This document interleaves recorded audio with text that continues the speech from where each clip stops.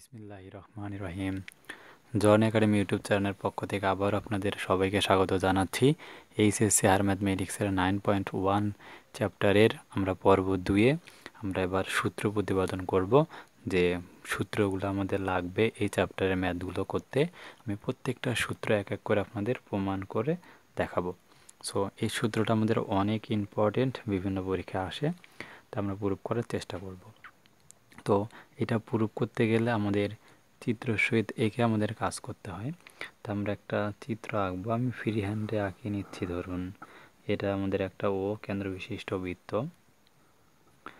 ও কেন্দ্র বিশিষ্ট বৃত্তের একটা আমরা চাপ নিচ্ছি, বড়সড় একটা চাপ নিচ্ছি। এভাবে এখান থেকে ধরুন এ, এখানে নাম দিচ্ছি পি, আর এখানে নাম দিচ্ছি বি। আমাদের এ পি বি একটা চাপ। তো এই চাপের ওপিটা আমরা একটু ধরে নিচ্ছি, এই ওপিটা হচ্ছে ব্যাসার্ধ। আর এ বিজি একটা নেই, জ্যা বৃহত্তম জ্যা নেই, একবারে বড় জ্যা নেই, এটা হচ্ছে আমাদের এ বি একটা হচ্ছে জ্যা। তো জ্যায়ের আমরা যদি আমরা ধরে নিই কেন্দ্রটা, সাপোজ এখানে ধরে নেই, কেন্দ্রটা যদি এখানে ধরে নেই তাহলে এই বরাবর, সাপোজ এটাই চিন্তা করি, আমাদের এটা বৃত্তের কেন্দ্রটা আমাদের সঠিক হয়নি, এটা তাহলে ও কেন্দ্র বিশিষ্ট বৃত্ত, আর এটা হচ্ছে আমাদের এ বি, তার একটা হচ্ছে জ্যা। তো জ্যাটা কি করতেছে আমাদের, যে এ বি জ্যাকে সমদ্বিখণ্ডিত করে নিতে হবে, কিন্তু এই আকারে আমাদের চিত্রটা হয়নি, তাই এই চিত্রটা আমি বাদ দিচ্ছি। এখানে নতুন করে আমি আবার চিত্রটা এঁকে নিচ্ছি। ধরুন এই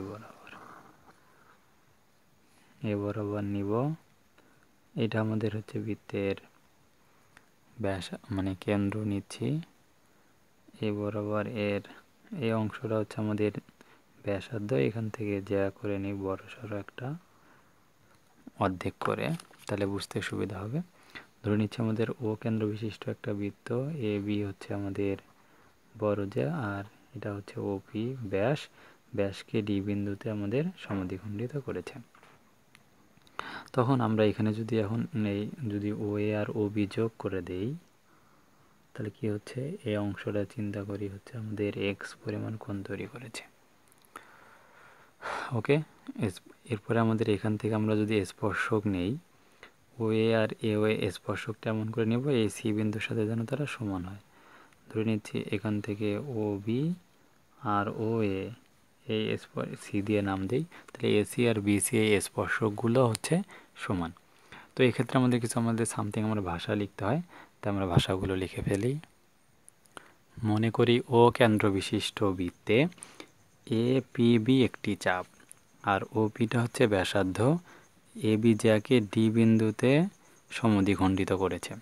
তাহলে আমাদের এই ওপি দ্বারা চাপ এ পি বি কী হয়েছে, আমাদের সমদ্বিখণ্ডিত হয়, এবং এ আর বি বিন্দুতে অঙ্কিত স্পর্শক, আমরা যখন স্পর্শক আঁকছি এর বর্ধিত অংশটা সি বিন্দুতে ছেদ করেছে। তাহলে ধরে নিচ্ছি আমাদের এই অংশটা কি ওপি এটা ব্যাসার্ধ, এরই সমান চাপ কিন্তু এটা। তাহলে ব্যাসার্ধের সমান চাপ যদি হয়, আমরা জানি কোনো বৃত্তের ব্যাসার্ধের সমান চাপ ওই বৃত্তের কেন্দ্রে যে কোণ তৈরি করে তাকে রেডিয়ান বলা হয়, 1 রেডিয়ান বলা হয়। তো এক্ষেত্রে আমাদের এ ও পিটা হচ্ছে আমাদের 1 রেডিয়ান, মানে রেডিয়ান বলতে এখানে এক্স ধরে নিচ্ছি, তাহলে এক্স রেডিয়ান, এবং এটা আমাদের প্রথম চতুর্ভাগের আমাদের কাজ হচ্ছে, তা আমরা 0 থেকে বড় আর 90 ডিগ্রি ছোট প্রথম চতুর্ভাগে হিসাব করতেছি। সো এক্ষেত্রে আমরা এখন কি লিখতে পারবো, তো এখানে আমাদের লেখা যায় কি, এ বিটা এখানে জ্যা, তুমি বলতে পারি জ্যা এ বি জ্যার থেকে কে বড়, জ্যার থেকে চাপ এ পি বিটা কিন্তু বড়, তার থেকে আবার কে বড়, তার থেকে এই হচ্ছে এসি যোগ বিসি, এটা আরও বড়। বুঝতে পারছেন নিচ্ছে মনে হয়, যে চাপ এ বি হবে, এ বি মানে এ বিটা জ্যা, তার থেকে এ পি বি চাপটা বড়, এবং তার থেকেও এসি যোগ বিসিটা বড় হবে। ওকে, আমরা এখন একটু এখানে সিম্পলিফাই করব, বা আমরা এ বিকে কী বলতে পারি, এ বি জ্যা, একে আমরা কি টয়েস এডি বলতেই পারি, কারণ এটা জ্যাকে সমদ্বিখণ্ডিত করেছে, তাই বলা যায় গ্রেটার দেন চাপ এ পি বিকে আমরা কি বলতে পারি, টু এপি বলা যাবে এখান থেকে। দেন এখানে এই অংশটা কি বলা যাবে, এসি যোগ বিসি। একে আমরা কি বলতে পারবো, একটা যদি যেহেতু সমান, এটা আর এটা সব সমান হবে, সেক্ষেত্রে টয়েস এসি আমরা বলে দিতে পারি। ওকে, এখন 3 পক্ষ থেকে আমরা যদি 2কে উঠাই দেই, তাহলে আমাদের এখানে কি পড়ে থাকবে, হচ্ছে এডি গ্রেটার দেন এপি। এটা কিন্তু চাপ, বলে দিতে পারি চাপ, মানে এই অংশটাতে চাপ, এপি লেস দেন হচ্ছে আমাদের এসি। আচ্ছা, এই 3 অংশকে আমরা যদি এখন ও এ দিয়ে ভাগ দিয়ে নিই, এই মানে যে কোণটা রয়েছে সমকোণের বিপরীত বাহু অতিভুজ দিয়ে যদি ভাগ করে দেই, তাহলে এডি বাই হচ্ছে ও এ, আবারও চাপ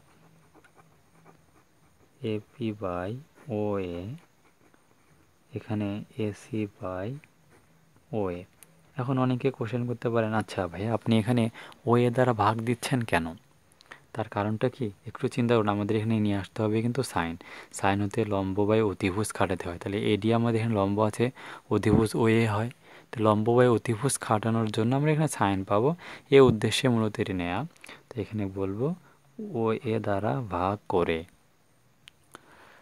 ওকে, আমরা এখন এই অংশটাতে একটু সিম্পলিফাই করে কি লিখতে পারি, যে এখানে এডি বাই লম্ব বাই অতিভুজ মানে সাইন, তাহলে কোনটা দেওয়া আছে এক্স, তাই একে বলতে পারি আমরা sine x, greater than AP by, এই অংশটা আমরা যদি চিন্তা করি এপি বাই ও এ, মানে কি এই অংশটা সরাসরি এপি বাই ও এ।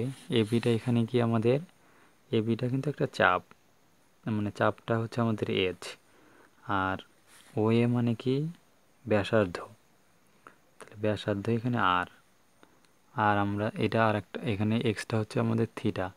তো আমরা একটা সূত্র কি জানি, ত্রিকোণমিতি থেকে আমরা সূত্র জানি এচ সমান আর থিটা। তাহলে এখান থেকে আমরা যদি থিটার মানটা বের করতে চাই, তাহলে থিটা ইকুয়ালস টু কী হবে, এস বাই আর। তাহলে এস মানে কি চাপ, এখানে চাপটা আমাদের কি এপি, তাই এস মানে হচ্ছে এপি, তাহলে এপি বাই এখানে কি রয়েছে আমাদের চাপ এপি বাই ও এ ব্যাসার্ধ, তার মানে চাপ বাই ব্যাসার্ধ রয়েছে, আর মানে কি চাপ বাই ব্যাসার্ধ মানে হচ্ছে কোণ থিটা, তাহলে এখানে থিটা মানে কত এক্স, তার মানে এই অংশকে আমরা এক্স বলতে পারি। দেন এখানে AC by O A, AC কোন অংশটুকু, এখান থেকে এসি এই অংশটা আমাদের এসি, ভালো করে খেয়াল করুন এসি, আর এটা হচ্ছে আমাদের ও এ। এখন এসিটা আমাদের এখানে কি আকারে আছে দেখুন, সমদ্বিখণ্ডিত যেহেতু করে এসেছে, তার মানে একে জিরোর থেকে বড় চিন্তা করে নিতে পারি, মানে এসি বাই ও এ বরাবর এটা যদি চিন্তা করা যায়, তাহলে এটা কিন্তু আমাদের যে লম্ব, আর এটা কিন্তু অতিভুজ হচ্ছে আমাদের, মানে লম্ব বাই ভূমি ফর্মের অ্যারাইজ করতেছে এসি বাই ও এ, লম্ব বাই ভূমি। অর্থাৎ সেই ক্ষেত্রে আমাদের কি হবে, পুরো কোণটা চিন্তা করুন, তাহলে লম্ব বা এটা হচ্ছে ভূমি, এ বরাবর যদি চিন্তা করুন, এ বরাবর নিলে এবার এটা আমাদের কোণ, সমকোণটা আমাদের এখানে থাকবে সমকোণ, সমকোণের বিপরীত বা এটা অতিভুজ হবে, এটা ভূমি এটা লম্ব হবে, তো লম্ব বাই অতিভুজ মানে ট্যান, কোণটা হচ্ছে এক্স, তাই এখানে হচ্ছে ট্যান এক্স আমাদের অ্যারাইজ করেছে। আচ্ছা, এবার আমাদের কাজটা হচ্ছে এখানে সাইন এক্স দিয়ে আমরা ভাগ দিব, তাহলে এখন যদি এখানে সাইন এক্স দিয়ে ভাগ দেই, কারণ আমার এখানে দরকার সাইন এক্স বাই এক্স, তো আমরা সাইন এক্স দিয়ে এখানে ভাগ দিচ্ছি, তাহলে এখানে পাচ্ছি 1, এখানে যদি ভাগ দিই তাহলে এক্স বাই সাইন এক্স হবে, সাইন এক্স দিয়ে ভাগ দেওয়ার কারণে, আর এখানে tan x by sine x, মানে কি ট্যান সমান আমরা বলতে পারি সাইন বাই কচ, আর একে যদি আমরা এখন আবার সাইন এক্স দিয়ে যদি ভাগ দিই, তাহলে নিচে আবারও সাইন, তাহলে সাইন এক্স ক্যান্সেল আউট হবে, থাকবে 1 বাই কচ, তাহলে এই অংশটা আমরা বলে দিতে পারি যে 1 বাই কচ, তাহলে 1 বাই কজ এক্স পেয়ে গেলাম। এখন আমাদের কাজটা হলো, আমাদের যেহেতু দরকার কি সাইন এক্স বাই এক্স আনা, তো এটা আনার জন্য কি করতে হবে, লবকে হর, হরকে লব করতে হবে। আমরা জানি যে লবকে হর, হরকে লবে যদি কনভার্ট করি, তাহলে অসমতা চিহ্নটা আমাদের দিক চেঞ্জ করে, তবে সেক্ষেত্রে এটা কী হবে 1 greater than sine x by x, এটা গ্রেটার দেন কজ এক্স। এই ফরম্যাটটা আমাদের অ্যারাইজ করবে। তো বাট এটাকে আমরা যদি একটু সাজিয়ে লিখি, তাহলে cos এক্সটাই যদি আগে লিখি, cos x less than sin x by x less than হচ্ছে 1, মানে 1-এর দিকে থাকবে, আমরা এটা বললেই দিতে পারি। দেন এখন আমাদের কাজ হচ্ছে যে এই এক্সটা একটু চিন্তা করুন, এখানে cos x, মানে cos x এর ক্ষেত্রে আমরা যদি x ইকুয়ালস টু এখানে 0 বসাই, যে 0-র কাছাকাছি নেই, তাহলে cos 0-র মান কত? 1। তাহলে এটা 1, এটা 1, তাহলে এটা 1-এর মানে cos 0 1-এর কাছাকাছি মান আসবে। তাহলে এখানে যে x টেন্স টু যদি 0-র কাছাকাছি হয়, তাহলে cos x টেন্স টু হচ্ছে 0-র কাছাকাছি, তার মানে এটা 0-র কাছাকাছি, এটা 1-এর থেকে ছোট, তার মানে 0-র কাছাকাছি 1-এর থেকে ছোট মাঝামাঝি মান এখানে অ্যারাইজ করতেছে। অর্থাৎ সাইন এক্স বাই এক্সের দুইটি সংখ্যার মধ্যবর্তী হবে, যাদের একটি 1 অপরটা হচ্ছে কি 1-এর কাছাকাছি। তার মানে আমরা বলে দিতে পারি যে limit x tends to 0 sine x by x, এটা হচ্ছে আমাদের কি, যেহেতু দুই পাশ থেকেই 1-এর কাছাকাছি, তার মানে এটা আমাদের 1-এর কাছাকাছি, তাহলে একে আমরা বলতে পারি কি 1। তো তাই আমরা এই অংশটাকে একটু ভাষা দিয়ে আমরা লিখব।